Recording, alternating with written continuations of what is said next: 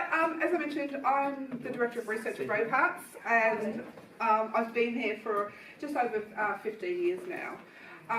So prior to working at Bravehearts, I was an Associate Lecturer at Griffith Uni in the School of Criminology, and I was really focused on research around sex offenders and wanting to work with sex offenders once I'd finished at the university.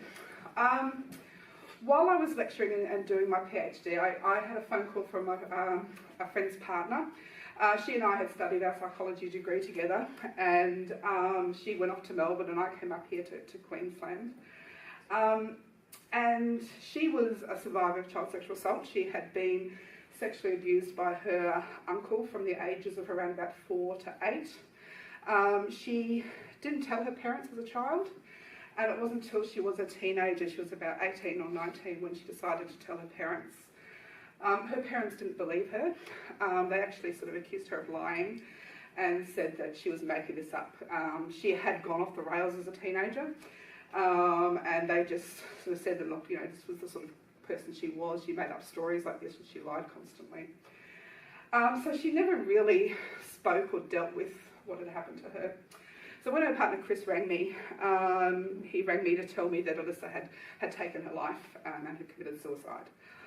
I was completely floored, and this makes me sound like a really awful person, but probably for the first time I thought about what was out there for victims, what support was out there, and how we could help and support victims throughout their healing and help them recover from some of the most horrific experiences that children can go through.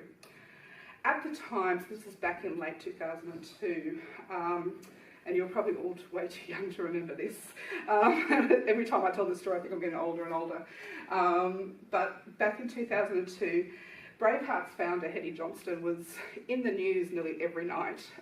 She was in the middle of a campaign calling for the resignation of the then Governor General Peter Hollingworth. Peter Hollingworth, in his former life, before he was Governor General, was head of the Anglican Church here in Australia, and in that role he was aware of, and he had been accused of, covering up sexual abuse of children within the church. Hetty was absolutely furious that he was in this position of authority, and so she was out there publicly calling for the Prime Minister to sack him or for him to resign from the position. So I contacted, he did resign in the end, thankfully, but it was a huge battle for Hetty. So I contacted her and went out and met with her. She's an incredibly passionate woman. We often talk about the fact that Hetty and I come from very different perspectives. I probably would classify myself as quite left-wing and very focused on social justice and believing in the good of people. Whereas Hetty, I guess, I don't describe her as right-wing, but I describe her slightly right of centre, where she is very strong in terms of making sure that victims' voices are heard above anything else. And she can be incredibly hard in terms of her beliefs around sex offenders. But we've worked together now for over 15 years, and I think one of the reasons why it's worked so well is that we both listen to each other, or we balance each other out a little bit, play devil's advocate and argue and debate things back and forth. So I started volunteering at Bravehearts, and then she offered me a job, and I ended up taking it and leaving the university. Haven't regretted it since. There are moments of frustration working in an organisation like Bravehearts, but absolutely love it.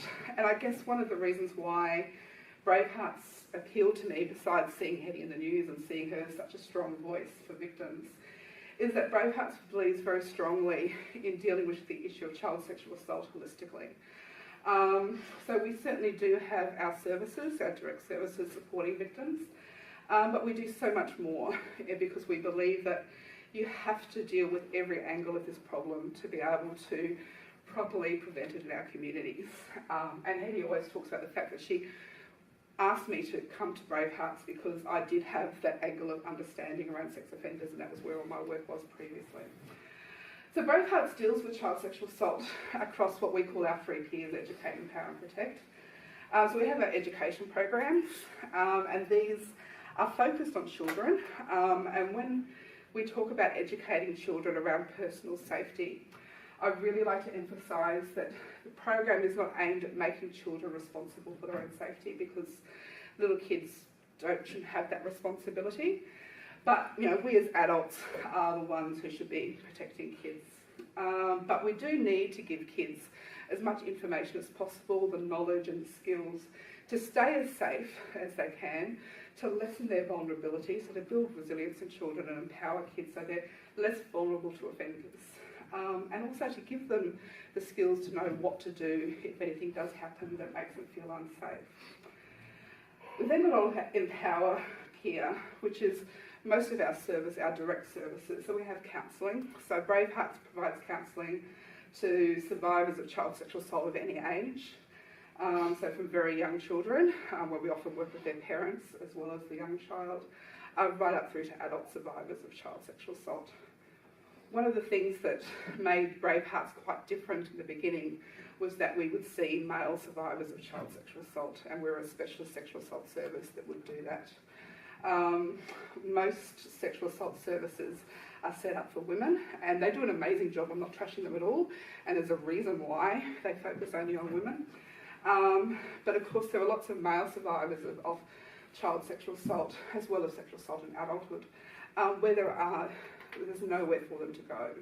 So for Bravehearts it was really important to make sure that we could fill that gap. And also to see young children. When Hetty first started Bravehearts back in 1997, the sexual assault services, and most of them still do, only see girls and women from the ages of 12 or 15 up, depending which service you go to. So for those young victims, there's not much in terms of specialist sexual assault counselling. You can certainly pay to go and see a psychologist, but that costs a fortune. So it was really important for us to be able to sort of provide services for all victims.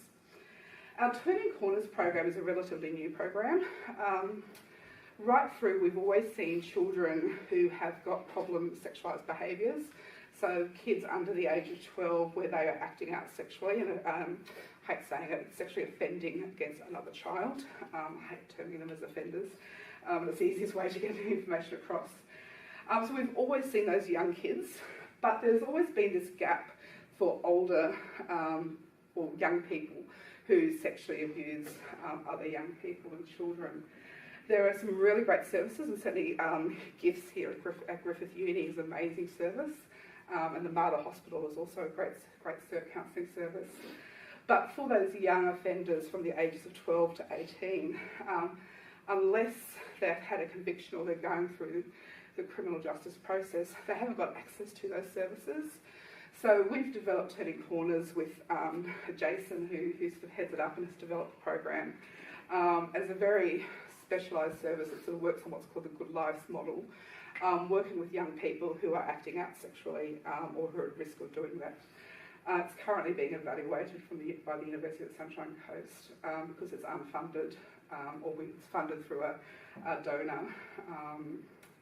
So we're hoping to get some government funding so we can expand the service at the moment. We do a lot of case management and advocacy. Because providing counselling is obviously really important, but so many families and victims of sexual assault need more than just that therapeutic support. They need help navigating the system, dealing with police, understanding the child protection system and knowing how to navigate all of that. So we've got a wonderful case management team that helps support families as well as adult survivors as they're disclosing or they're going through those various systems. Information support line, so that's our 1-800 number. It's national and it just helps provide support to anyone who has any questions or any issues around child sexual assault.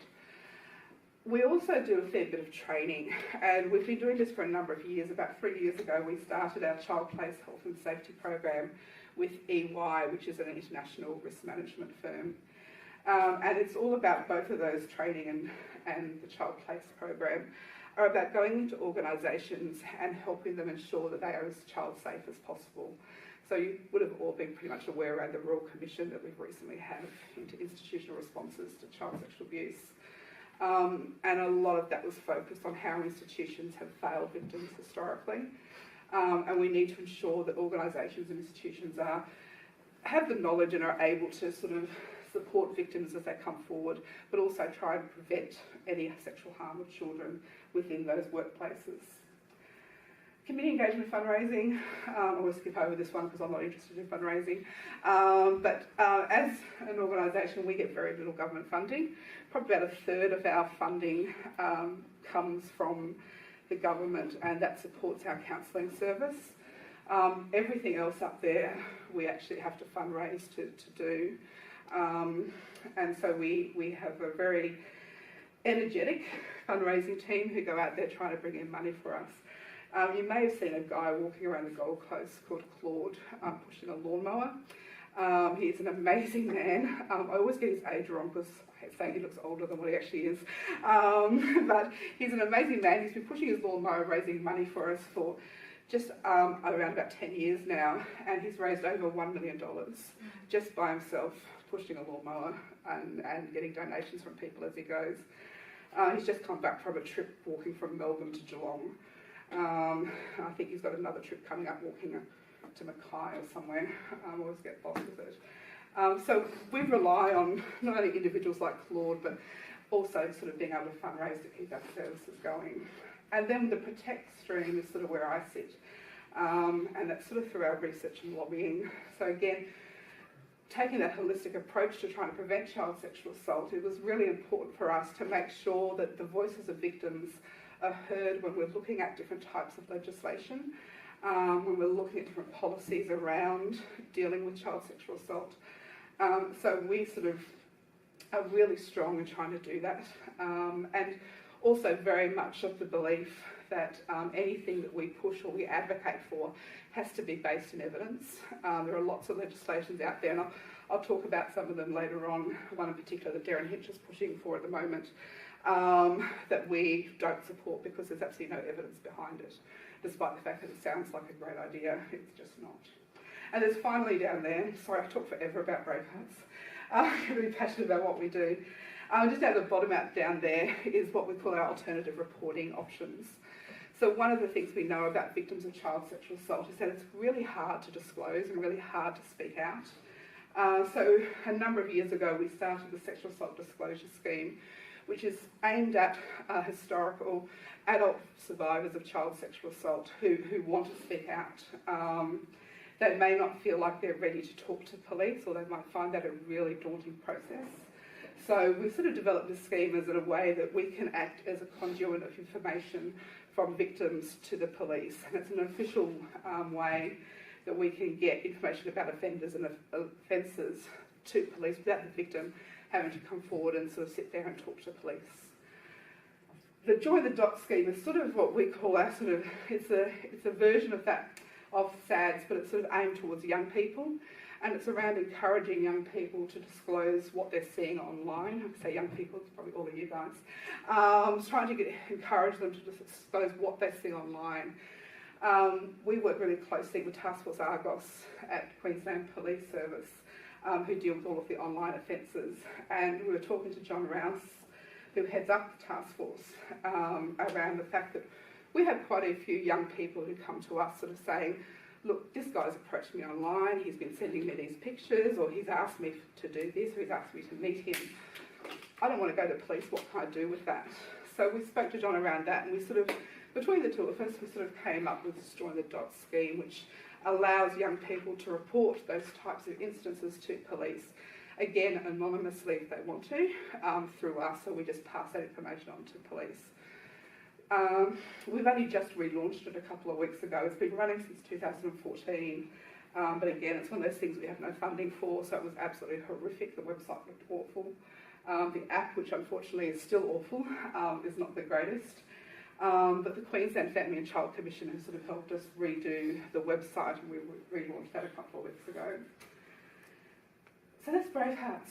I've probably just wasted about 20 minutes talking about just about us, so I do apologise. I'm going to talk a fair bit about offenders, but I think we can't really talk about offenders without talking about victims and the victim experience. So just, I know this sounds really silly, but just trying to understand what child sexual assault is. Most people in the community, when you talk to them about child sexual assault, they think that it's just those penetrative offences. So they think of things like child rape.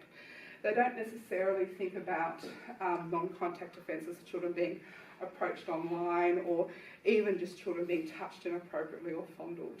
They don't consider that child sexual assault or child sexual abuse.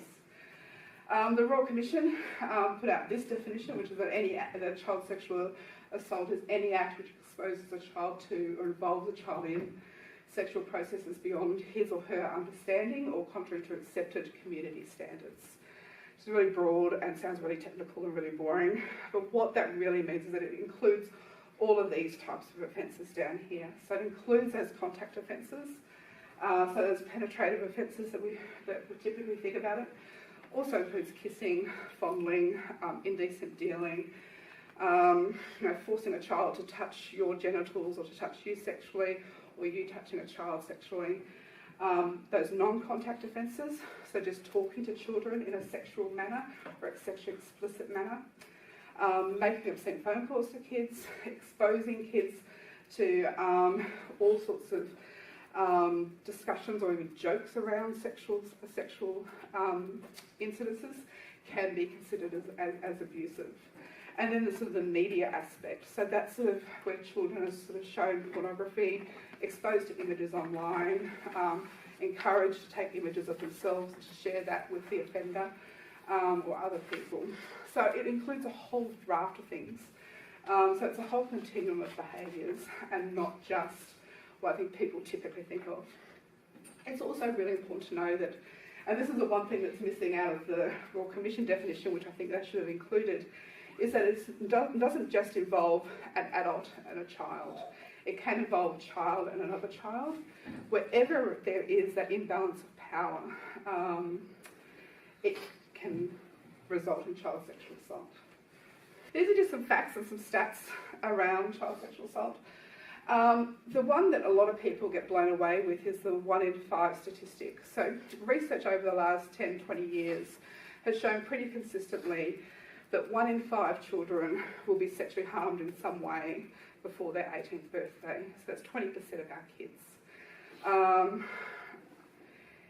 A lot of people find it really hard to believe, but it's really important to know that, again, that is taking into consideration that whole continuum of behaviours that could be considered as sexual abuse, not just those really hardcore, those really serious those offences that are considered to be more serious. It's considered all offences.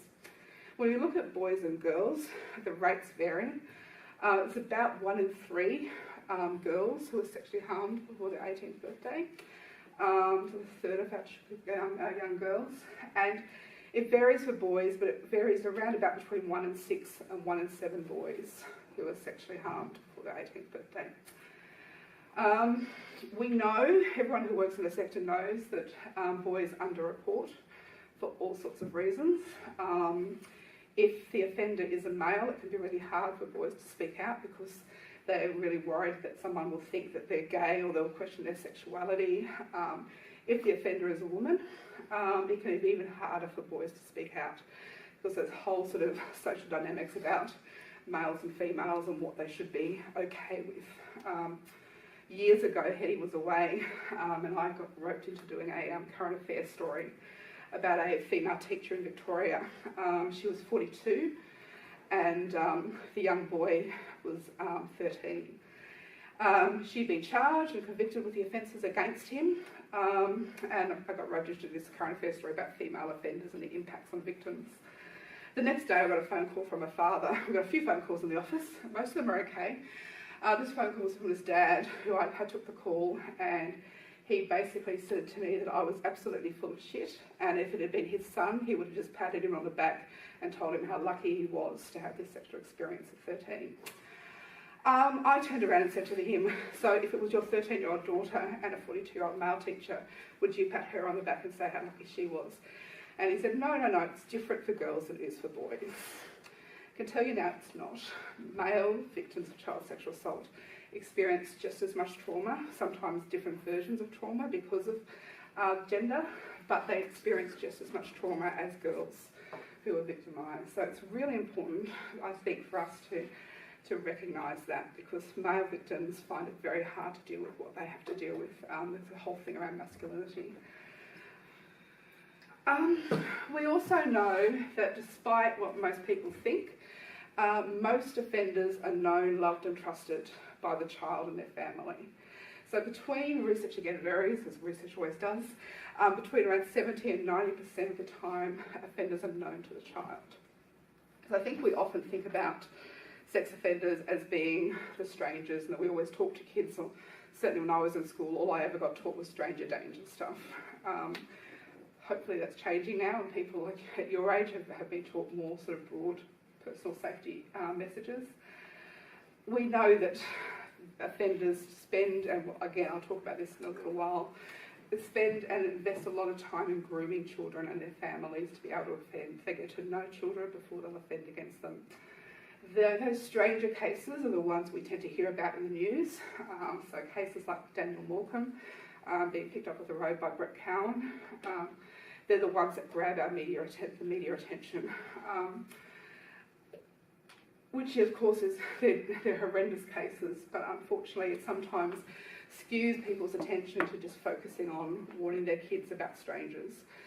Not that we should warn kids about everybody, most people are safe around kids, but when we talk to kids about personal safety messages, we should be talking about that if anybody makes you feel uncomfortable, if anybody does something that makes you feel unsafe, rather than focusing on strangers. Of that 70-90%, most are not parents. Certainly parents can be offenders, but it's only a relatively small percentage. Most of them are people who may be other family members, siblings, nieces, uncles, aunts, grandparents, cousins, as well as other people that are known to the child, so teachers, priests, sporting coaches, all of that. They can sort of make up that huge percentage. A lot of adult sex offenders have reported that they started their sexual offending in adolescence. So they didn't just sort of one day as an adult decide they were sexually attracted to kids or they sexually harmed a child. Often they sort of started their offending patterns as adolescents, which is why I think programs that are aimed towards young people who are either displaying or at risk of displaying sexually harmful behaviours is really important. We need to get in early to be able to prevent them going on to offending in adulthood. It takes a long time, as I mentioned before, for survivors to disclose, and it can be really hard. So many never disclose. This research was done by Ben Matthews at QUT, one of our colleagues, and he found that over a quarter of people, nearly a quarter of people, so around 24%, took over 20 years before they disclosed to anyone what had happened to them as a child. So it's a lot of victims of child sexual assault who have never spoken out about what happened to them. And of course that has devastating effects on them around the impacts of that trauma. We also know that a lot of offences never get to police and certainly never end up in convictions. So of all of the sexual offences that are happening out there, only about 17% of those are ever reported, 17% of those that are reported to the police will end up in a conviction. So we know that this probably equates to around about 1% of all sexual offences will end up in a conviction. So when we talk about legislation focusing on sex offenders, and I'll just preempt it now, but I'll talk about it in more detail later. Darren Hitch is currently calling for community notification laws. When a sex offender is released, that person goes onto a public register, and everyone in the community can log onto the computer and sort of see where sex offenders are living around them. That is only ever going to tell us about an incredibly small percentage of sex offenders. So it's really dangerous to have those types of legislations in place because they give us all a false sense of security. We think, okay, so Mr. Smith at number 23 is a registered sex offender, I'll keep my kid away from him. Meanwhile, I'll send my kid off to go and spend time with Mrs. Brown at number 17, and she, meanwhile, is offending against your child.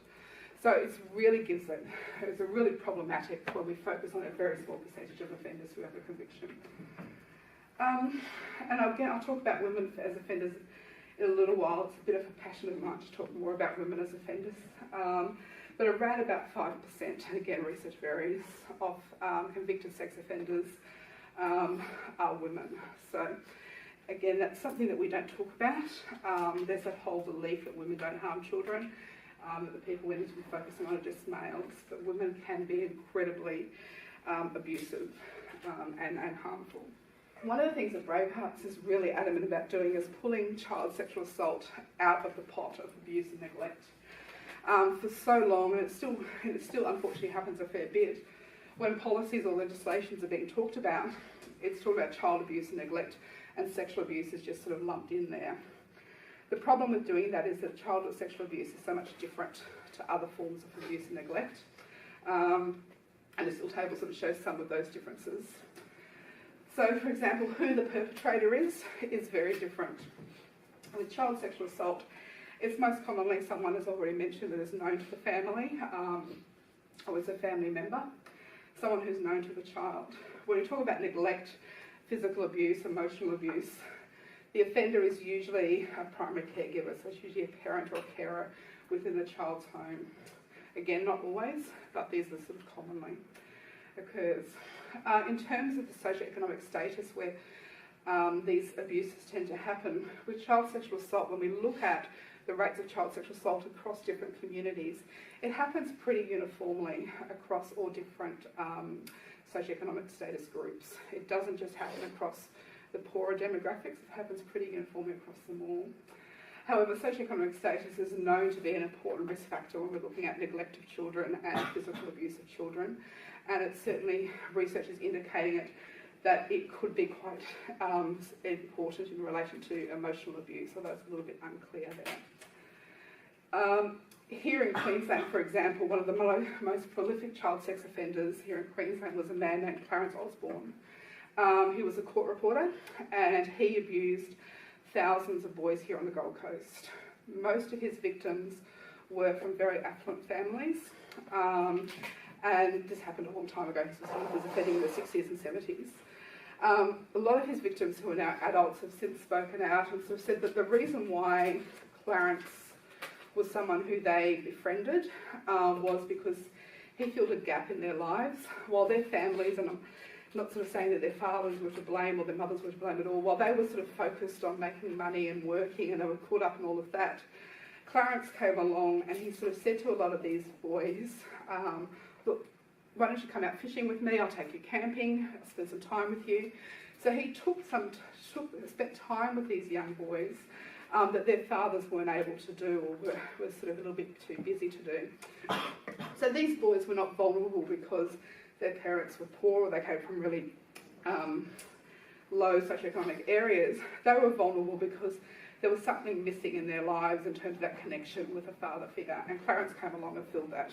He also sexually abused them though. So offenders are able to find all types of vulnerabilities in victims and to prey on those vulnerabilities. In terms of features, obviously they're quite obviously different. Sexual abuse involves sexual contact and sexual abuse. Whether or not it's reactive or planned is another major difference between child sexual abuse and other forms of abuse and neglect. Child sexual assault is nearly always very carefully planned.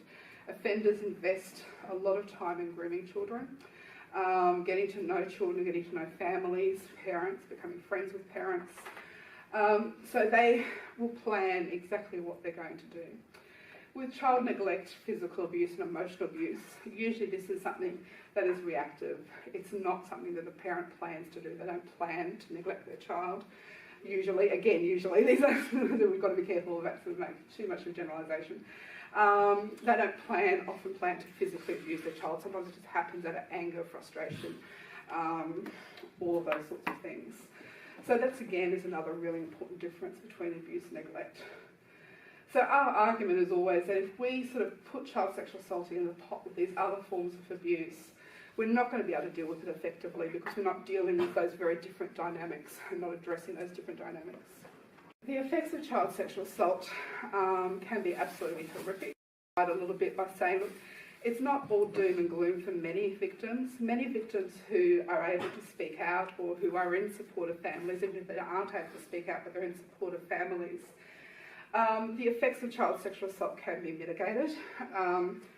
We're actually just working with a student from the University of New England at the moment who's doing a thesis around resiliency and attachment theory and the impact of that on the effects of child trauma more broadly. But these are some of the things we typically see in the children that come to Bravehearts. So nightmares is a huge thing with kids. Depression, anxiety, aggression. Kids who act out, they can become bullies. They sort of put all of their energy into trying to assert themselves over others as a way of trying to gain control of their lives. Some kids become a little bit more regressive in their behaviour, so they might start acting and finding comfort in things that they found comfort in when they were younger. So we might find 13 or 14-year-olds wanting to sleep with a teddy bear again, because that's what made them feel safe when they were little. Reduced school achievement, so often kids find it very hard, the trauma that they're going through, to be able to focus in school and to be able to do well. Sexualised behaviours. So as I mentioned before, often kids who are harmed will act out sexually themselves, and that's not a way of them wanting to hurt others.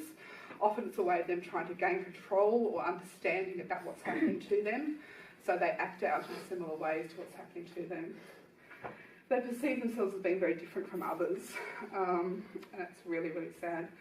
They often blame themselves for what's happening. And yeah, it's hard. And that reduced interpersonal trust. So once a child has been offended against, they often find it really hard to trust others, whether it's their peers or whether it's family members or other adults. They find it really hard because that trust has been broken, because the offender is usually someone that they trust. And once that's been severed, they find it really hard to be able to regain that trust with other people. And then there are long-term effects. And these long-term effects are particularly strong when the victims don't get the support when they're younger, or don't have supportive environments when they're younger. When I first started at Bravehearts, one of the very first phone calls I took, when I first started, we had about 6 staff, so we sort of did a bit of everything. So I was also doing a lot of the case management work. And I took a phone call from a guy who was in his 80s. He'd been hospitalised, he'd had a heart attack, had been placed in hospital. He ended up discharging himself because he had a male nurse and he couldn't handle this male nurse touching him. He rang us and he told me about the sexual abuse that he suffered as a child. He'd been sexually abused by one of his father's friends. He, back then, actually told his father what had happened, which would have taken a hell of a lot of strength. So he spoke out, told his dad what happened. Rather than believing and supporting him, his father beat the life out of him, told him never ever to tell lies like that again, how damaging that was to his friend because he's making up these stories. So this man told me that he never spoke about it again. And I want to preface this by saying there's never any excuse for domestic violence or violence of any kind. But he then went on to tell me about what sort of man he was. He was very depressed, he was very angry.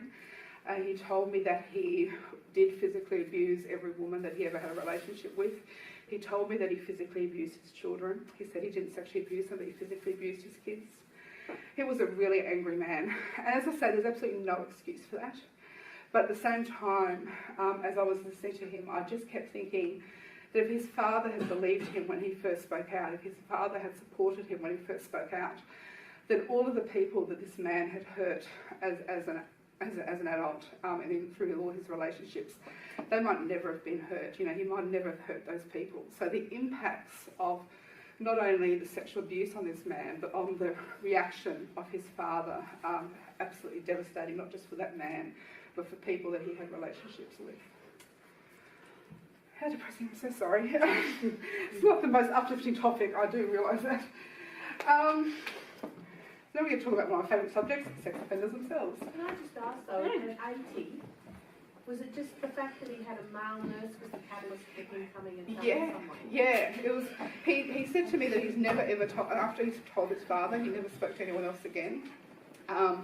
But that this male nurse who had given him baths and things like that just really freaked him out. And he was scared of how that made him feel. So yeah, that was sort of what sort of prompted him to give us a call and have a chat.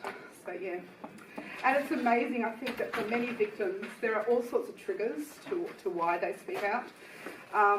Certainly, some of the victims that we work with, you know, getting pregnant for some women is a bit of a catalyst for them. And that's why they sort of speak out, because, you know, they're sort of having their own child, and for the first time they're starting to think about what happened to them and their fears for their child. So all sorts of things can trigger people speaking out. So this next section is just around child sex offenders. And I know that you've had a lecture about this already. So I'm hoping there's not too much double up. More than that, I'm hoping that I don't actually contradict anything you've already been told. That always worries me. I was going to talk about some theories around sex offending and theories around why people offend. But I thought that was something that we were covering in the lecture, so I've sort of given that a bit of a skip and talking a little bit more broadly around child sex offenders. I've added this in because this is one of the things that frustrate me no end. Whenever we read stuff around sex offenders in the media, or child sex offenders in the media, they nearly always just call them pedophiles. And this is a huge problem because they're not all pedophiles, unfortunately. There's a real difference between a child sex offender and a pedophile. So a pedophile is basically someone who meets the diagnostic criteria for being a pedophile. So that is around that real committed or preferential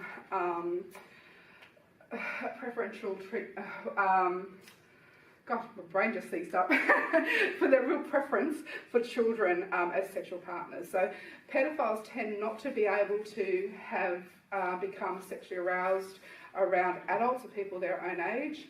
I'm sorry to sound probably a little bit too much information, but they're only sexually attracted to children. If they do have sexual relationships with adults, it tends to be really dysfunctional because they really are only turned on by children. So they meet a number of different criteria that are outlined in the DSM, which I won't go through here with this boy. Child sex offenders, on the other hand, are people who commit an illegal act. So these are people who sexually offend against a child. And that's whether or not that offence has been disclosed, but they have actually sexually offended against a child. Again, that can be split into two areas. So those who don't have a true sexual preference for children and those that do have a definite sexual preference for children. I'll break this down a little bit later in the next slide as well, but those who don't have that true sexual preference for children are what we call situational, or sometimes they're called opportunistic sex offenders. So they're not just sexually attracted to kids, they can have perfectly functioning sexual relationships with adults, people their own age, but for whatever reason they may also offend against a child. Preferential sex offenders, on the other hand, might meet the diagnostic criteria for being a pedophile, but these people have that sexual preference for kids. So they are turned on by kids, and that's the reason why they offend against children. Under pedophiles, we do have those that don't offend, and sometimes they're just termed non-offending pedophiles. So they are aware that they are sexually attracted to children, but they don't want to act on that. They know that it's wrong. They don't want to harm a child. So they do everything in their power to sort of not be around kids on their own, to not harm kids. One of the really sad things about our community is that we don't actually have in Australia any programs for those types of people. So if someone identifies as, and sometimes they're called virtuous pedophiles as well, which I don't really like. I much prefer non-offending pedophiles. So if someone identifies that they have a sexual attraction to children and they want to seek help, here in Australia they really can't do that. There's nothing specific for them, nowhere specific for them to go. Certainly go to a psychologist, but there are many barriers in them doing that. You can imagine as an adult going to someone and say, I've been looking at child porn, I'm turned on about children, I'm scared that I might sexually harm a child. You can imagine all the barriers about doing that, to actually confess that to somebody. It'd be really, really hard. So these people would be termed a pedophile because they meet that diagnostic criteria, but they're not a sex offender because they haven't acted, they haven't offended against a child. Then you have your pedophiles who have committed an offence against a child. So these people would be turned a preferential offender and also a pedophile. So for me, it's really frustrating when I see in the media lumping sex offenders into the same pot as pedophiles, because they're very different. The motivations for them offending are very different. And again, if we look at the treatment of sex offenders, if we just put them in that same pot again, we're not going to be able to effectively address their offending behaviours if we're treating them all as if they are the same type of person or they're motivated by the same reasons. So it's just one of those things that really frustrate me. So this is based on some work by one of my heroes, Ken Lanning. He worked for the FBI, and I was really lucky to meet with him in Dallas a few years ago at a conference. And he gave his last presentation before he retired.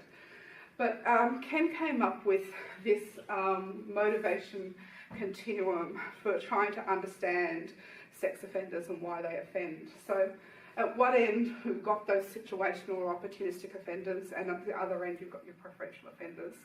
They're not two distinct groups. It is truly a continuum, and you will see people who are sort of mostly situational offenders, but they're also really sexually attracted to kids, so they might be further down this line. So it's not just like two distinct categories, it is that true continuum. So with situational and opportunistic offenders, these people tend to offend against children not because they're primarily sexually interested in kids, but for other types of reasons. So it might be that they just have social difficulties and are unable to sort of relate to people their own age. And so kids are sort of an outlet for them. They're not necessarily sexually attracted to kids, but because they have so much difficulty relating to people their own age, they might offend against a child. Could be a result of stresses in their lives that they offend against a child, things like drugs, alcohol, all sorts of different types of reasons why they might offend sexually against a child. I really want to stress that these are reasons, not excuses. Often when I talk about this stuff, people say I'm making excuses for sex offenders if I say they're offending because they were drunk. It's not an excuse, but it's a reason sometimes why these people offend against children. And as I mentioned before, preferential sex offenders are those that have that true sexual preference for children. Their sexual interests are all focused on kids rather than adults. They're, as I said before again, unlikely to have those healthy sexual contacts with people of their own age because they're sexually attracted to children.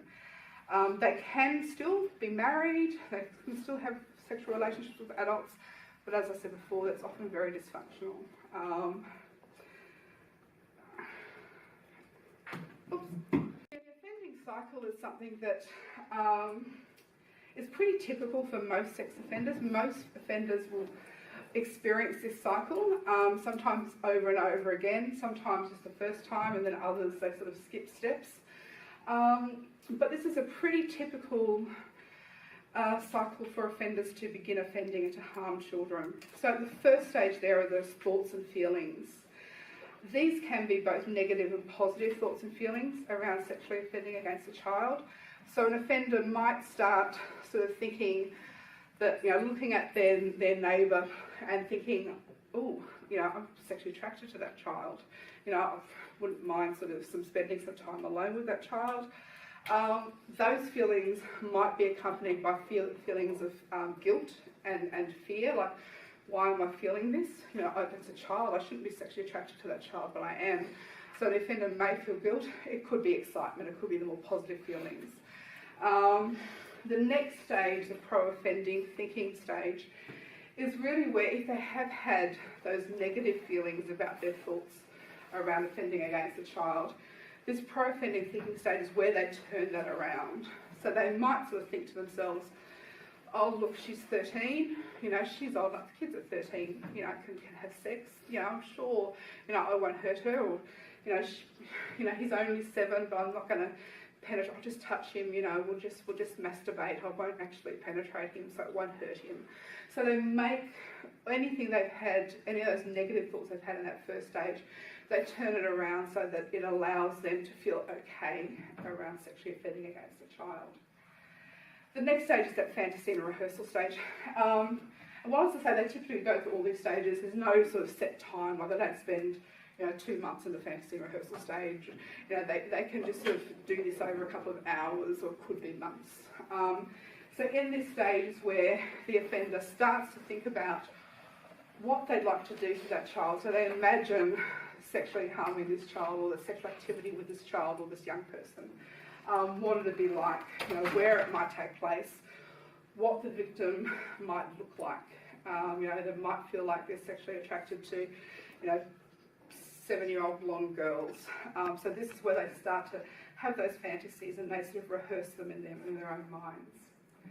The fourth stage is where, this is probably the stage where they first really truly commit to offending against a child, and this is where they find a child, or they find a victim child. So it could be that they have been watching a child walk past their house every night on the way home from school, and they decide this is a child that I'm going to sexually harm. Then comes the grooming stage, and I'm going to go through this in a bit more detail. But as I said right at the beginning, nearly all offenders spend a substantial amount of time grooming a child before they offend against that child. And that grooming process is for a number of reasons. Mainly it's because they don't want to get caught.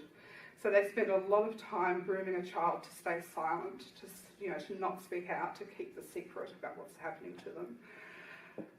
The sixth stage is the offence.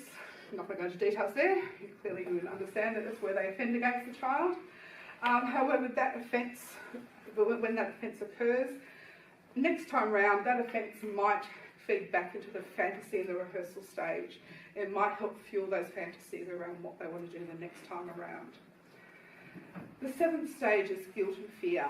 And this might be that the offender does feel true guilt about what they've done. They truly do feel sorry that they've harmed this child, they've done this to this child. But it also might be just a fear of being caught. So they might just feel guilty because they're really scared that someone's going to know, that the child's going to speak out, that someone will talk about what happened. And again, for this stage, they often draw on those pro-offending thoughts from the second stage to help them get over that guilt and the fear that they might have. The eighth stage is that maintain secrecy. So this is where they do everything possible to ensure that the child or the victim doesn't speak out about what happened. So it might be around bribing the child, threatening the child, do whatever they can so that child won't speak out. And then the eighth stage is where they just pretend normal. They just pretend as if nothing has happened, that they are that wonderful, person that everyone thinks they are, that they would never harm a child. And then again, it can go around again. So this is pretty typical for most sex offenders. When we look at online sex offenders, which again I'll talk about later on, sounds like I'm going to be here forever, I keep saying later on, I promise I won't be here ever. It can slightly vary for online offenders, but we often see the same types of things happening. So certainly those thoughts and feelings, certainly the grooming happens online, can happen online. So we do see very similar cycles with online offenders as well. So this is some of the grooming process. Again, really important to sort of say here that each of these, it's not like stages, so they don't do one after another, they're not like steps. These are sort of very distinct ways that offenders will groom a child. So the first one there is about building a child's trust. So if I wanted to offend against a child, I would want that child to trust me. I would want them to think of me as someone that would never hurt them, that cares about them. So I would give that child, some special attention, give them some treats, spend time with them alone, getting to know them in non-sexual ways, play non-sexual games with them, just get them to trust me as an adult. The next stage is sort of a little bit similar, because I'd also want that child to sort of feel that they are a favourite of mine, that they're someone who I really care about, that we have a very special bond. I would want them to sort of think that, all the other children I know, they're not the same as those other kids. They're different, they're special to me. We have that special relationship. One of the things that we often see in this stage is where offenders will treat kids as if they're adults, particularly those the tween years and teenagers. I certainly remember when I was 12, I thought I was an adult, and I thought that everyone, would know that I had, all of the same sorts of knowledge and skills that adults had. So often offenders at this stage will sort of say to kids, look, you and I are best friends. You're just like me. I get you. Your parents don't get you. Your parents think you're a kid, but I know that you're more mature than that. You and I have this connection. The next one is gaining the trust of the child's parent or caregiver. When we talk about grooming, offenders don't just groom children, don't just groom kids. They groom parents and carers as well. So again, if I wanted to sexually offend against a child, I'd become best friends with their parents. Their parents would trust me with their kid. I'd sort of say, look, you're looking really stressed. Why don't I take John away for the weekend? He can come and spend some time with me. The parents wouldn't think twice because we're best friends. It also serves as a way of keeping the child quiet because the victim sees that me as an offender and their parents are great friends. They see that their parents and I have this wonderful connection. So they are probably less likely to speak out because I'd say to the kid, your mum and dad are my best friends. They're not going to believe you. They'll believe me over you. So it helps sort of keep that silence and that secrecy going. Then there's isolation. So again, as you can see, most of these are around keeping that silence around sexual assault. So this is one where offenders will try very explicitly to isolate a victim from their friends and their family. Certainly we see with many victims that they sort of stop hanging around with their friends because offenders will just sort of say to them, look, you and I are best friends. You don't want to hang around with those kids. They don't get you. They're just kids. You and I have that special bond. This will lessen the chance that the victim will talk to their friends about what's happening. If they feel isolated from their friends, if they don't feel that same connection with their peers, they're less likely to speak to them. And the same goes for families. So offenders will do the same thing with victims and their families. And again, just to stop them from talking about what's happening. And then look, I suppose this is the more sort of explicit grooming or just explicit actions to keep kids quiet, and that is sort of that intimidation and secrecy. So offenders might sort of talk to kids about the rules of secrecy, that, this is a secret. We don't tell anyone about this because this is our secret. It's something special between you and I, so you can't tell anyone, it's a secret. Particularly with very little children, they'll take that as absolute gold, that, oh my God, this is a secret. We're not allowed to tell secrets to anybody, so they won't talk about what's happened to them. They might be explicitly threatened, so some offenders will threaten victims. If you tell anyone that this is happening, I'm going to do the same to your little brother or sister, or I'm going to kill your dog, or, I'll kill your parents. They'll explicitly threaten children in the hope that they will stay quiet. Sometimes kids take on this stuff by themselves. I didn't tell Hetty's family story at the beginning. For some reason I told my own story. Usually I tell Hetty's family story. With Hetty, her daughter, Kayleen, who now works for Bravehearts, and she's great, she's fine, she was sexually abused by her paternal grandfather. When Kayleen spoke out, Hetty and Ian, her husband, wrote a letter to Ian's family to tell them what Kayleen had disclosed. And from that letter it emerged that Alex, Kayleen's grandfather, had been sexually assaulting nearly every female member of the family for over 40 years, and none of them had spoken out. Ian's sister has since spoken out, and she was certainly abused by her father. And Colette has sort of said that one of the reasons why she never told anyone what her father was doing to her was because she believed that if she kept it a secret, and she kept allowing him to do it to her, that he wouldn't hurt anyone else. So he had somehow made her feel as if, you let me keep doing this to you, then no one else is going to get hurt. So in her little girl's mind, she believed that if she just put up with it, that she could protect other children. So, these types of grooming behaviours take all sorts of forms.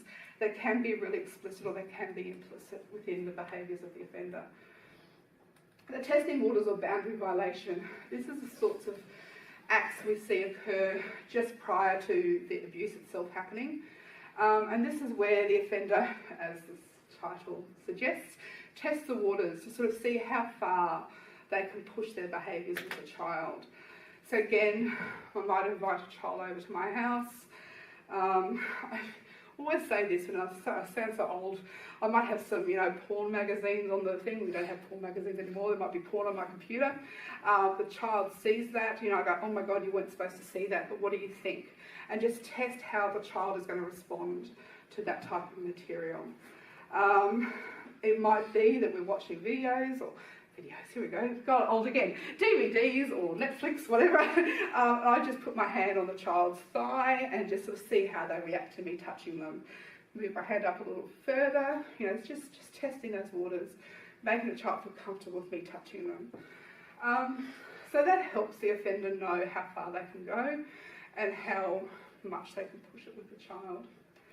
And the last bit there is around shaping the child's perceptions around what happened.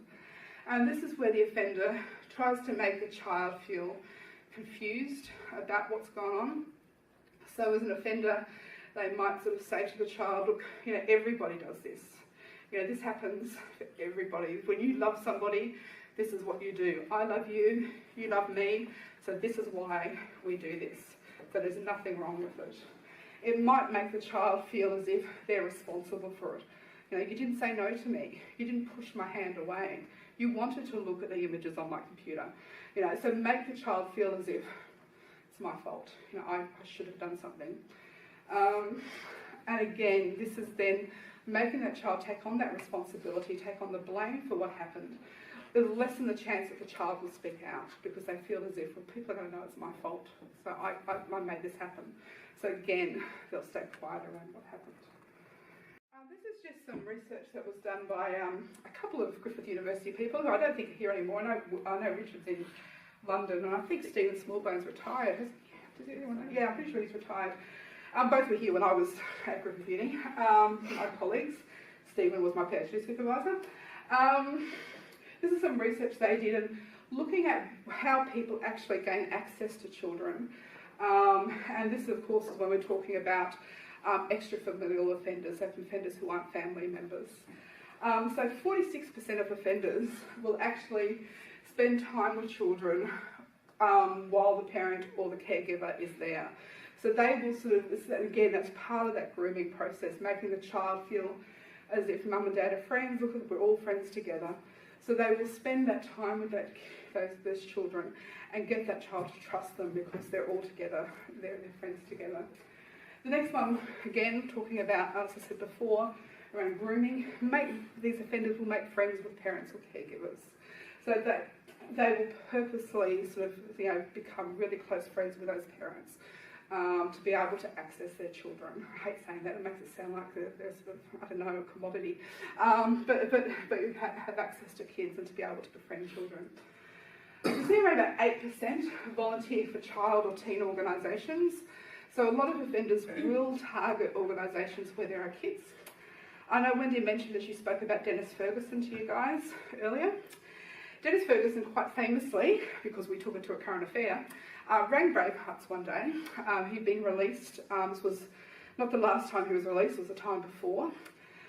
He rang Bravehearts and spoke to Hetty over the phone, and Hetty and I were in her room and we tape recorded it and took it to a current affair. During the conversation, he very much denied ever abusing or ever harming children, despite the absolute horrific evidence that there was. He was very much in denial. And towards the end of the conversation, only because Hetty decided she couldn't deal with him anymore, he said to Hetty that he knew that Bravehearts had an education program and he would love to get involved to help us educate children from being harmed.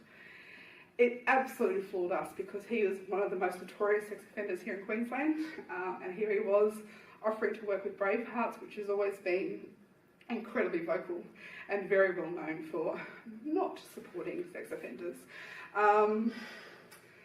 As I said, Hetty took the tape recording to a current affair and they played it. We almost got sued, but there's a little bit of a hitch where as long as the recording device isn't attached to the phone, you're fine, you can record. But we did have to have a few meetings with the AFP. So offenders are very blatant. They're very obvious around wanting to connect with kids, even offenders as well known as Dennis Ferguson. And others, we also know, and this percentage has since increased. The research that Stephen and Richard did was back in 2000.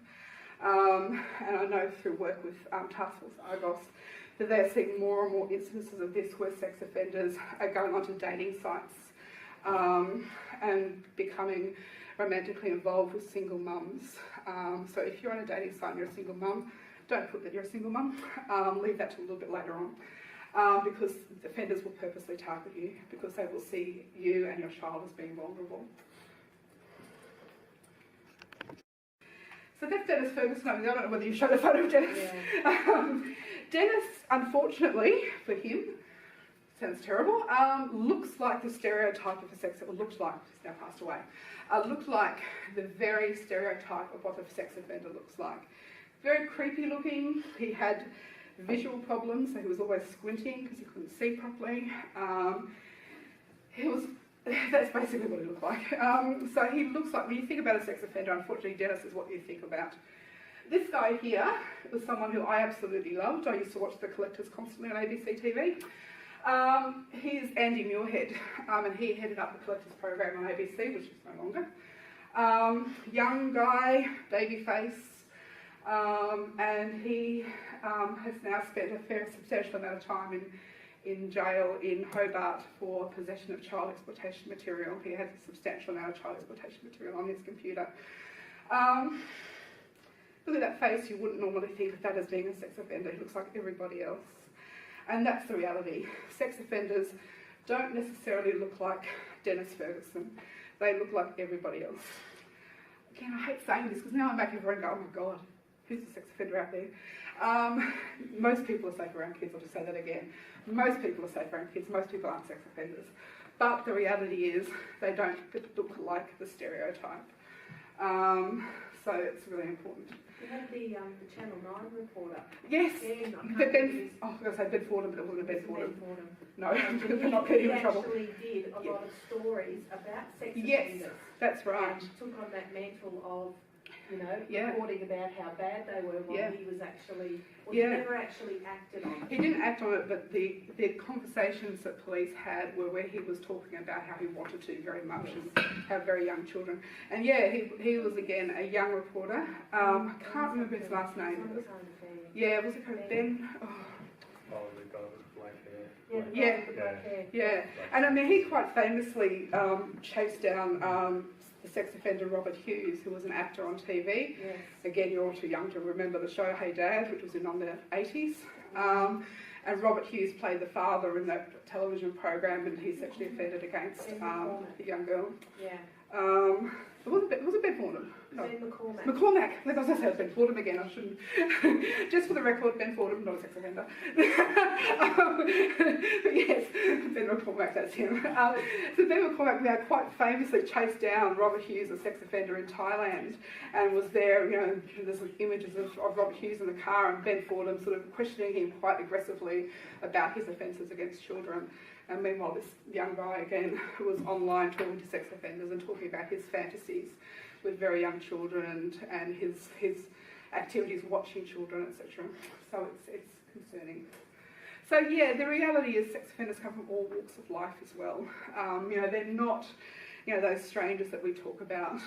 And as I suppose we've all seen through the Royal Commission, they are people who seemingly are very respectful people, people who are priests or are teachers, who are principals, who are sporting coaches, who are well-known sporting coaches.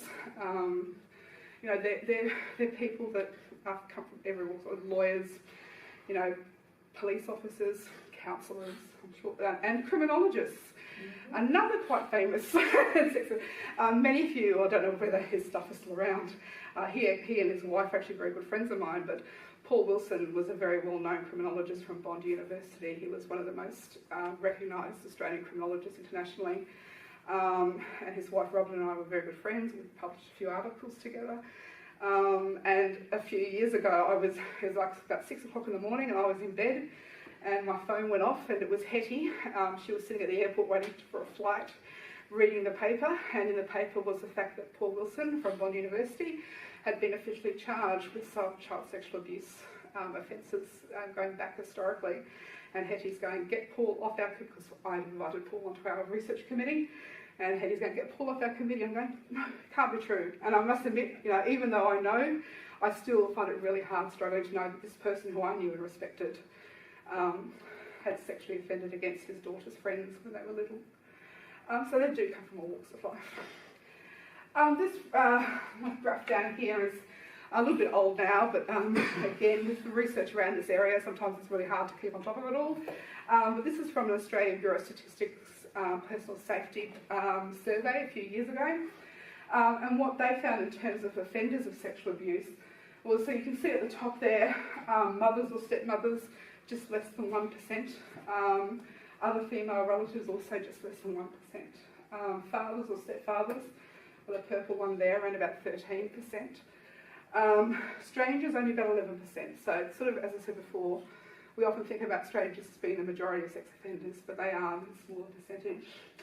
And then other male relatives are the largest gap there.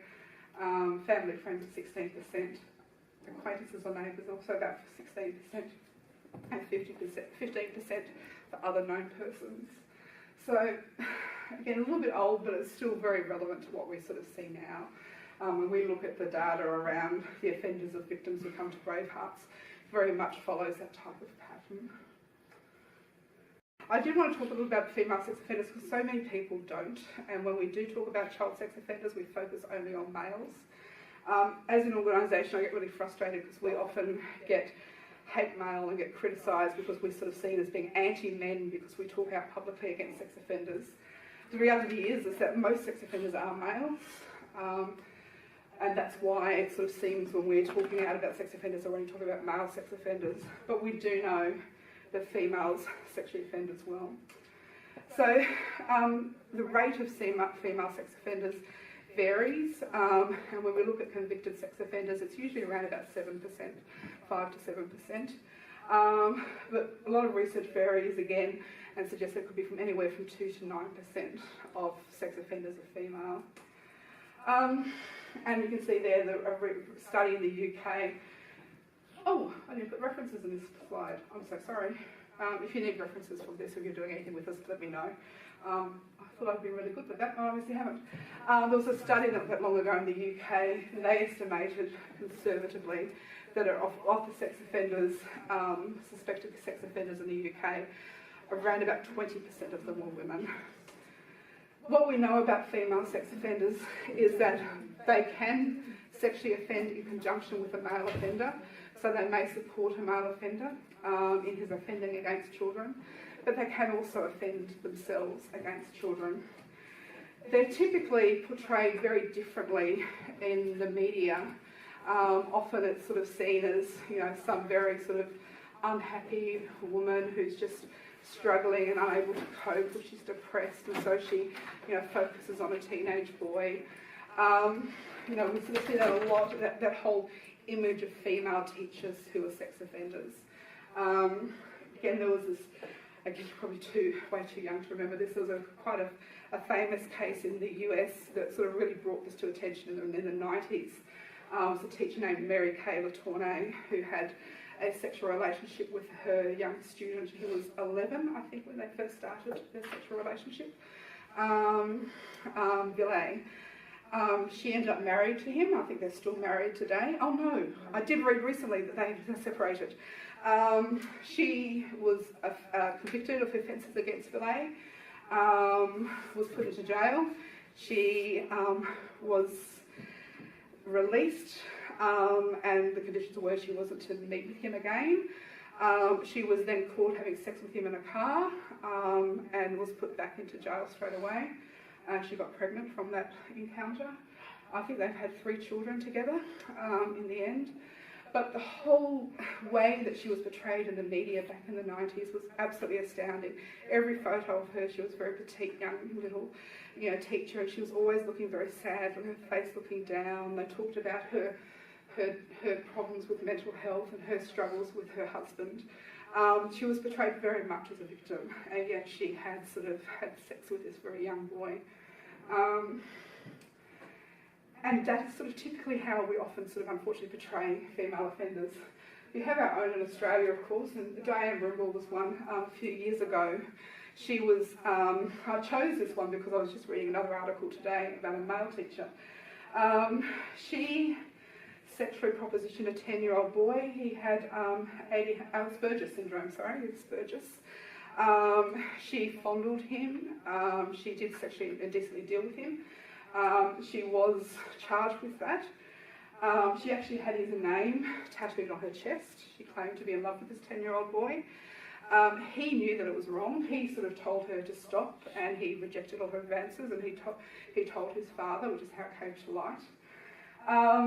So she actually didn't serve any time at all in jail. And the reason why I picked this morning was because I was just reading another case of another teacher who was a male teacher, and he sexually, he fondled two 13-year-old girls in his classroom, and he's been given 7 months jail in Victoria, and then has community corrections bond after that. So it's quite interesting, even the way our systems deal with male and female offenders quite differently. Teresa Goddard, I wanted to include her because this was one of the most horrific cases I've ever heard around a female sex offender. I was really lucky a few years ago to go to Dallas to the Crimes Against Children conference, and officers who'd worked on this case talked about it. It was like a 2-hour presentation. It was absolutely fascinating. The officer had gone online and onto a website where they were sort of talking about sexual abuse of children. So he'd gone undercover onto this site, and Teresa contacted him and started talking to him, and she sort of said to him that she wanted ultimately to meet somebody to be able to have an incest family with. She wanted to have children with this person, and to raise these children being sexually abused from birth, so that it was something that they would always know. They would become their sex slaves and all of this sort of stuff. He sort of said in his presentation that initially he thought, oh, I bet you this is another cop trying to bait me. So asked all these types of questions, realised, no, it's not a cop. Then thought, like, it's probably some guy sort of, dealing out his fantasies. He sort of said he really couldn't believe that a woman would speak about these types of things. They then Skyped, and he showed some of the Skype conversations he had with her. She's clearly a woman. She was a teacher from Canada, and she spoke to him quite blatantly about all of this stuff that she wanted to do with him. She quite, I was going to say humorously, but it's probably not that funny, she sort of said to him that she didn't believe in really hurting children. And then she talked about these absolutely horrific acts that she wanted to do to their infant child when they had a child together. She sort of flew over from Canada and into, I can't remember what state he was in, whatever state he was in the US, and was promptly arrested. She was given, I think, around about 24 years in jail as a sentence, and it was being appealed to try and give her a harsher sentence. The US are very harsh. She hadn't actually had any offences. I mean, her only offence was the conversation she had had with this police officer. She's never offended physically against a child, but she was given this horrific sentence. I'm not saying that that's right at all, but she was given a very harsh sentence. But for me, it was absolutely one of the most horrific cases I've ever heard about involving a female offender or potential offender, which is why I sort of included in this slide. I just thought I'd conclude this as well. When we do training with different organisations, these are some of the things that we talk to people about around indicators of people who might pose a risk to kids. I want to again just preface this by saying that on their own, some of these might mean absolutely nothing at all. They might mean something completely different. But just like when we talk about red flags and indicators of victims of sexual assault, it's like a bit of a jigsaw puzzle. If you see a number of these things happening, if there's other types of indicators, it can be just that bit of a warning sign for you, just to keep a particular eye out. So people who might pose a risk to kids, and you'll see that some of these are linked very much to those grooming processes that we talked about earlier. So they might pay particular interest to a particular child or young person. So if they're working in a school as a teacher, they might sort of always be focused on this one child. take this child away at lunchtime and just read with this child, to spend extra attention with that child. And that's part of that grooming process, about spending that special time with them and gaining that child's trust. But it could be something completely innocent as well, and that's what I really want to emphasise. It could be that teacher knows that this child is having trouble at home and just needs that extra little bit of attention. So certainly if you see an adult spending particular time with a child, don't automatically assume that they're an offender, but it's just one of those little red flags, things to keep an eye out on. The people who isolate children or young people from other children in their families, so again linking back to that grooming process of isolation. People who engage in close and inappropriate contact with children and young people, or who miss those cues around personal boundaries. I like to use my grandmother as an example here. She's not a sexual offender, but she is horrific in terms of personal boundaries with children. When my oldest niece was first born, she was my grandmother's first great-grandchild, and Nan used to just always, and my family used to help her, force Caitlin to give her a kiss every time she'd see her, and she'd grab Caitlin and hug her and kiss her madly. Caitlin, who's now 24, about to be 24, is not at all a cuddly kissing child or adult, but my family would just force her to do that. And as I said, my grandmother, reasonably sure, is not a sex offender, but it's those types of behaviours where we don't respect the boundaries of children, and offenders won't respect the boundaries of children. We need to allow kids to have their personal space. If kids don't want to kiss an adult, don't force them to. And I know that sometimes, depending on different generations or different cultures, it's seen as rude if you don't do that. But we need to sort of negotiate that. As an adult, you don't force an adult to kiss another adult. So we shouldn't be doing that with kids either. We need to respect those boundaries. It also allows kids to know that they've got the right to say no to something and that their rights are respected. People who show more interest in young people than adults, could probably use myself as an example here. If I go off to a barbecue, I'm often off playing with kids. I love spending time with kids. I can't have children myself, so I love other people's kids, and I'll just go off and spend time with them. Unless it's really good wine, then I'm with the adults. But often I'll just go off and play with kids. So, but this again is something that's typical for sex offenders. Not a sex offender, but it's typical of sex offenders because they feel more comfortable with children than people their own age. They feel better connected to kids. So again, we often see this. People who engage in suspicious behaviour around children. I used to work at our Springwood office before we got the office here in Arundel, and I used to get the train up from Helens Vale up to Beenleigh, where Hetty would pick me up in her car. I got on the train once at Helens Vale, and there's seats right near the doors that sort of face each other, those sorts of ones. There were two schoolgirls sitting on the seat, and I sat on the one opposite them. And there was a guy who got on in Helens Vale straight after me, and he stood there holding the post, staring down at these two schoolgirls. And it wasn't just a glance. I was sitting there feeling incredibly uncomfortable. It didn't feel right to me. It was definitely suspicious behaviour. And I just sat there thinking, okay, if those girls get off and he gets off and follows them, I'm going to have to get off because there's something not right there. It didn't feel right. So it's those types of people. Thankfully, he got off first, so that was okay. But it's those types of feelings and those instincts that we often have that we need to trust a little bit more. When we talk to kids about personal safety messages, we always talk to kids about trusting their instincts. As adults, well, maybe I'm generalising, me as an adult, I often ignore my instincts. I think I'm just being silly, or I've read too much about this and I'm overreacting. We need to trust our instincts as adults, even if we're wrong. We don't go running off and accuse that person of being a sex offender, but we can do whatever we can to sort of intervene to make sure that person is safe around kids. People who encourage silence and secrecy around kids are obviously a risk. Who describe children with sexual words or talks about sexual activity involving kids. People who prolifically do this around joking around sex with kids, but often, again, don't really understand those boundaries.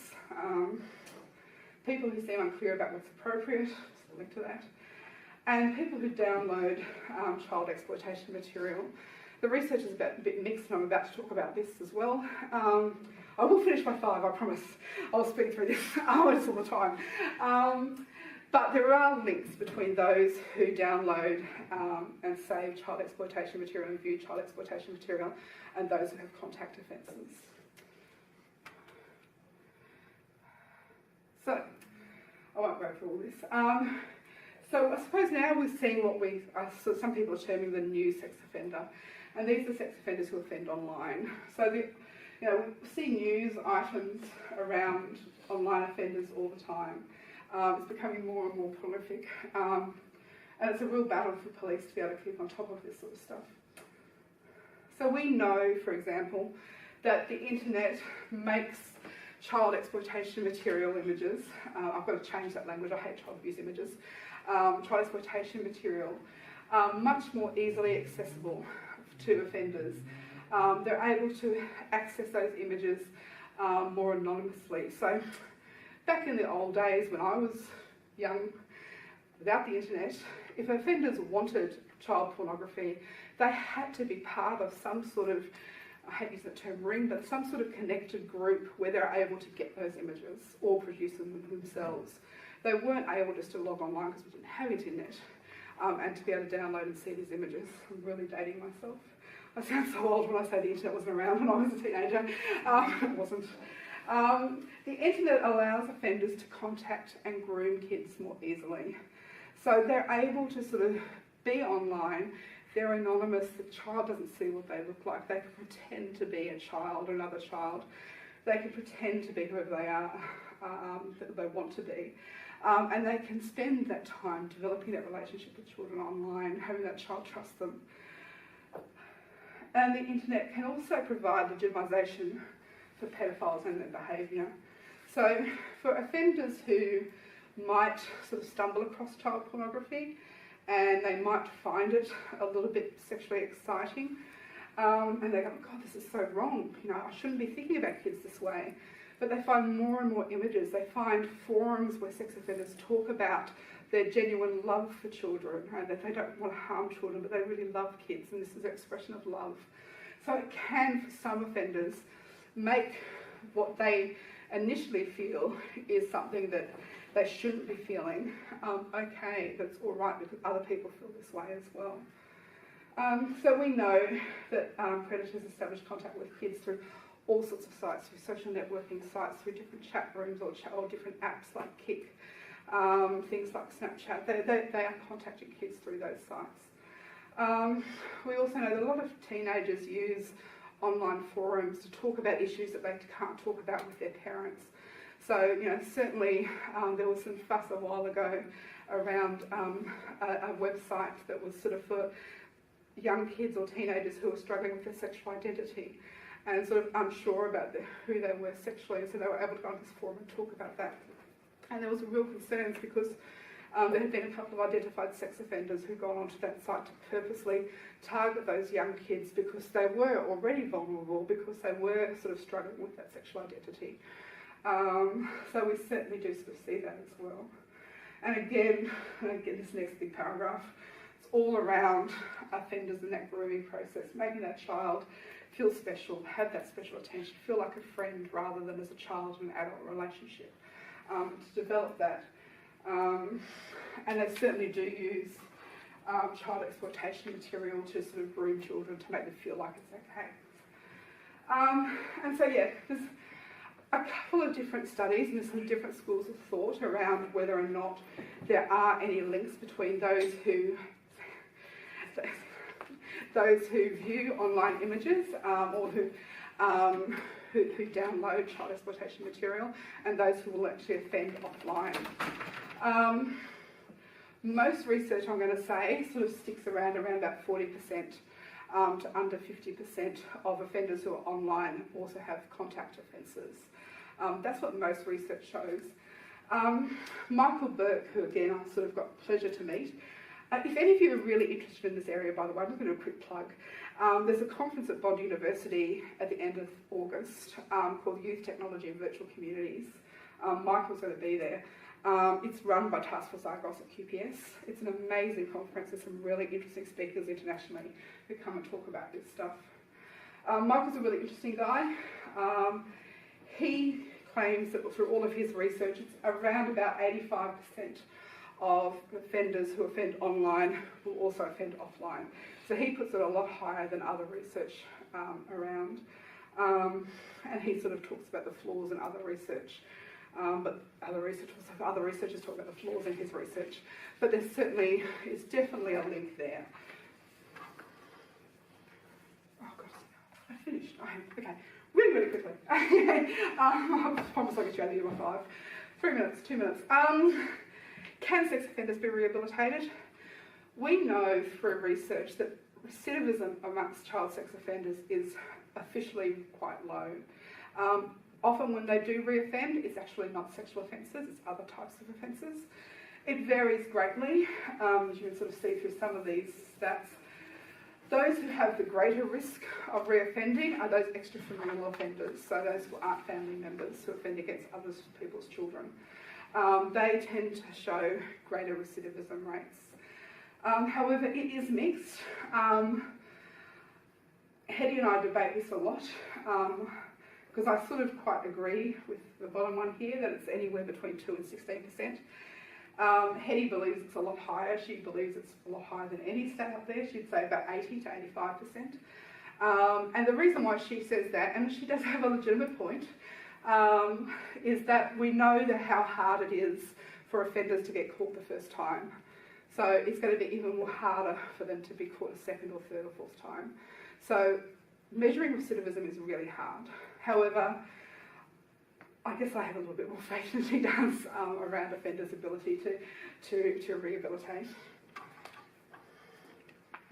So yeah, we do know that sex offenders who undergo treatment or rehabilitation programs do have lower recidivism rates than those who don't. So it's really important for us, and I'm going to slide through this, sorry. It's really important for us that we have a number of different strategies for dealing with sex offenders. So down the bottom here are some of the policies and things that we support and push for. So continued detention of dangerous sex offenders. I'm going to go through that very quickly. 2 strikes policy. This is one that I really struggle with ethically, because as someone who believes very much in social justice and people having rights to having a second chance, I really struggle with this 2 strikes and you're out policy around sex offenders. Polygraphs being used for assessment and monitoring sex offenders. There's a lot of research that shows that it's really useful there. Not so much in proving that someone's offended, but in being able to monitor their behaviour and to deter them from offending further on. It's used in the US quite widely. We believe very strongly in therapeutic support for sex offenders, both within the prison and in the community. And it's one of the frustrations that I have, that so many sex offenders will go to jail, will never complete a treatment program, either because they're not in there long enough, because they don't want to do it, and then they get back out to the community and again they don't have any therapeutic support. I just feel like it's really important for them to have that. I used to debate with Stephen Smallbone quite a lot about that, because I'm much more of the belief that I think sex offenders should be mandatory required to have rehabilitation programs. Stephen sort of says, well, if they don't want it, it's not going to work on them. My argument back is, well, even if they don't want it, if they're forced to do it, something might switch in their brain, something might trigger them to think about what they've done. Circles of support and accountability programs that are really successful overseas. South Australia are currently trialling it, and we're involved in an evaluation of the South Australian program with our partners at QUT. This is a program when a sex offender is released into the community, they basically get support 24/7 around them. So people come and help them find a house, help them find a job, access Centrelink if they need to, help them reintegrate back in the community. And the whole idea behind the program is to sort of reduce the risk factors of them reoffending and to assist in sort of dealing with those factors that will, I guess, make them more vulnerable to offending again and falling back into those behaviours. And then prevention measures. So again, Stop It Now is a really well-known program in the US and the UK and Canada as well. And it's basically a hotline. So if I start to sort of have sexual feelings towards a child, or I start to look at child exploitation material, I can ring the Stop It Now number and say, I'm scared, I'm feeling like I'm getting turned on by kids. What's wrong with me? And they are able to sort of provide that support, so to sort of try and prevent an offender from offending in the first place. And then of course the programs that are important around dealing with young people. I'm really prepared to do this, only because I feel I have to, and I'm going over time. This little girl is Kira Steinhardt. She was offended against by Leonard John Fraser, who was another well-known sex offender here in Queensland. He had offended numerous times. He'd been in prison numerous times. He was constantly being released from prison, even though psychologists would sort of say he's going to offend again when he's released. You know, we're releasing him, but we know he's going to offend again.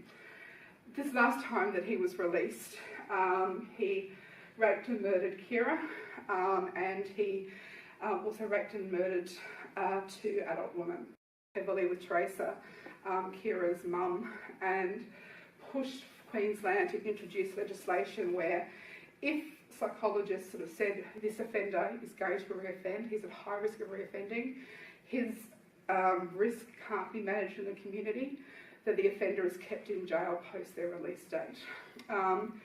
Again, tough one. It's a tough one for me initially because I thought they've served their time, they should be released.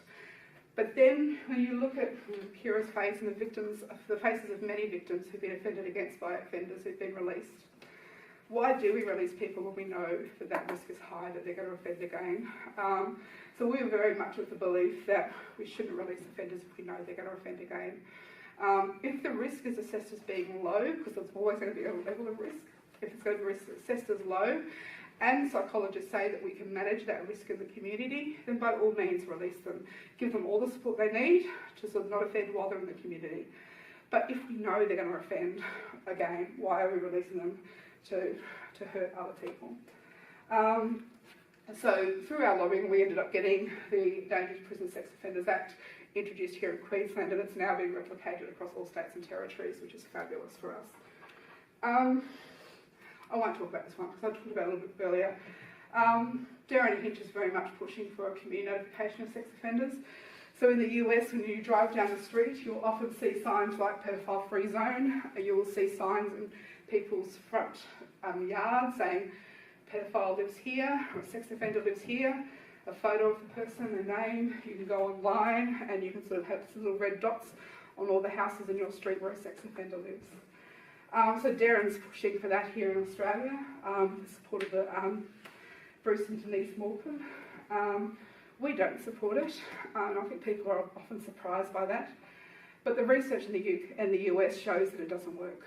What this type of legislation does, it stops offenders from registering, so they go underground. They don't tell parole where they are, they just disappear. They become more dangerous then. They won't access programs, they won't access support. So we are very much of the view that we should have limited disclosure legislation. So in Western Australia, they have legislation where if you are an adult offender, you're assessed as a dangerous offender, you're released or you're a repeat offender, then you go onto a register. But it's public in the sense that I could access people who are offenders or access information about people who are offenders in my local area. So I have to put in my driver's licence, which will then pull up information around offenders within my postcode. So it won't tell me about offenders and others. It doesn't give me the address. It just gives me a picture of the offender and their offence and their name. I still don't 100% like it, but I think it's a bit of that happy medium and sort of helps raise public awareness, but the same about dangerous sex offenders, but doesn't have all these unintended consequences like community notification does. I think that's it. Yes. I'm so sorry I ran through those last few slides. You've got copies of them, I think. So if there are any questions, you've got my contact details as well. Please feel free to contact me with any questions you've got. If you've got any questions now, I'm happy to take them as well. Also, no, it's 5 o'clock and you're probably wanting to go home. But yeah, I'm more than happy to answer any questions you've got. Thank you.